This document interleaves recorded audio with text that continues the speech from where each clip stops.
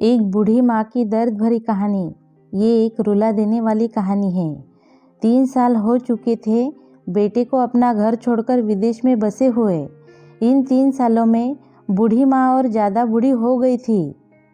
70 वर्ष की उम्र में कमला देवी की याददाश्त काफ़ी कमज़ोर होती जा रही थी। उन्हें रोज़मर्रा की चीज़ें याद ना रहती, लेकिन जो उन्हें हमेशा याद रहता था वो था उनका बेटा। दिन हो या रात, एक पल भी ऐसा ना होता जब उन्हें अपने बेटे की याद ना आती। दूसरी तरफ बेटा था जो साल भर में एक आध बार अपने माँ को फ़ोन कर लिया करता और 1-2 मिनट से ज़्यादा बातें भी ना किया करता। फिर भी यह बूढ़ी माँ दिन रात अपने बेटे का इंतज़ार करती रहती। एक दिन बेटे का विदेश से फ़ोन आया। हेलो हेलो, सुन रही हो ना माँ? अनिल बोल रहा हूँ, तुम्हारा बेटा। कैसी हो माँ? मैं ठीक हूँ बेटा। तुम, बहू और मेरा पोता कैसा है? माँ ने पूछा। सब अच्छे हैं माँ। मैं अगले हफ्ते गांव आ रहा हूँ माँ, तुम्हें लेने। अब हम सब साथ में ही लंदन में रहेंगे माँ। तुम्हारी बहू कह रही थी माँ को यहाँ पर लेकर आओ, बेचारी अकेली वहाँ परेशान होती होगी, बेटे ने कहा। माँ की बूढ़ी सूखी आंखें आंसुओं से भीग गई। उसके कमज़ोर शरीर के नस नस में खुशी की लहर दौड़ गई। बेटे और बहू का अपने प्रति प्रेम देखकर माँ का मन खुशी से भर आया। बेटे ने आगे कहा, माँ तैयार रहना, मुझे ज़्यादा दिन छुट्टियाँ नहीं हैं। जिस से जितने पैसे लेने हैं लेकर रखना। तब तक मैं प्रॉपर्टी डीलर से बात कर लेता हूँ घर के लिए। घर के लिए? माँ ने पूछा। हाँ माँ, गांव का घर हमें बेच देना पड़ेगा। अब हम साथ में ही रहने वाले हैं, तो वहाँ पर घर रखने का कोई मतलब नहीं है माँ, बेटे ने कहा। बुढ़ापे की वजह से ठीक से चलने में असक्षम माँ ने पूरे मोहल्ले में घूम घूम कर अपनी इस खुशखबरी को सबको सुनाया। सभी को खुशी हुई। सबको लगा माँ जी के आखिरी दिन अपने परिवार के साथ खुशी से बीत जाएंगे।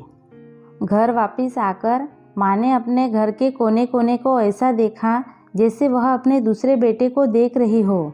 देखी भी क्यों ना, उस घर को अपने बेटे से कम थोड़ी समझा था। अपने पति के साथ 40 साल यही तो बिताए थे, लेकिन अब मजबूर थी। बुढ़ापे के आखिरी साल बेटे और बहू के साथ बिताना चाहती थी। दिल पर पत्थर रखकर घर बेचने के लिए माँ तैयार हो गई। बेटे ने घर को आधे दामों पर बेच दिया। माँ ने ज़्यादा नहीं, लेकिन जिन चीज़ों से दिल लगा था उन चीज़ों को समेटा और बेटे के साथ टैक्सी में बैठकर एयरपोर्ट के लिए चली गई। एयरपोर्ट पर आकर बेटे ने माँ से कहा, माँ तुम यहाँ बेंच पर बैठो, मैं सामान और बोर्डिंग पास की जांच कराकर आता हूँ। वहाँ वक्त लगता है और खड़ा रहना पड़ता है, तुम्हें तकलीफ़ होगी, तुम यही आराम करो। मैं यूँ गया और यूँ आया। माँ बेंच पर बैठ गई और बेटा अंदर चला गया। काफ़ी समय हो गया, बेटा वापस नहीं लौटा। माँ सोचने लगी ज़्यादा भीड़ होगी इसलिए देर लग रही होगी। अंधेरा होने को आया। अब तो लोगों की चहल पहल भी कम होने लगी। माँ को अब चिंता होने लगी। एक कर्मचारी ने आकर पूछा, किससे मिलना है माँ जी आपको? यहाँ पर क्यों बैठी हो?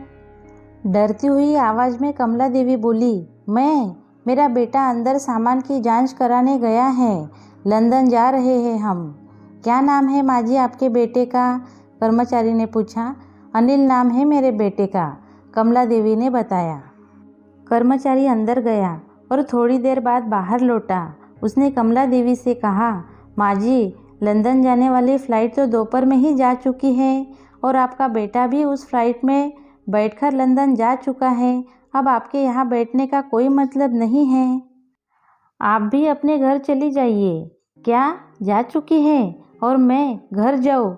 घर? माँ की आंखों से आंसुओं का सैलाब उठने लगे। जैसे तैसे माँ घर पहुँची, जो अब उसका था ही नहीं, वो तो अब बिक चुका था। वो वही बरामदे में तुलसी के पास सो गई। घर के नए मालिक को उस पर दया आई तो एक कमरा किराए से उसको दे दिया। पेंशन के पैसों से खाना और किराए का बंदोबस्त हो जाता था। दिन बीतने लगे।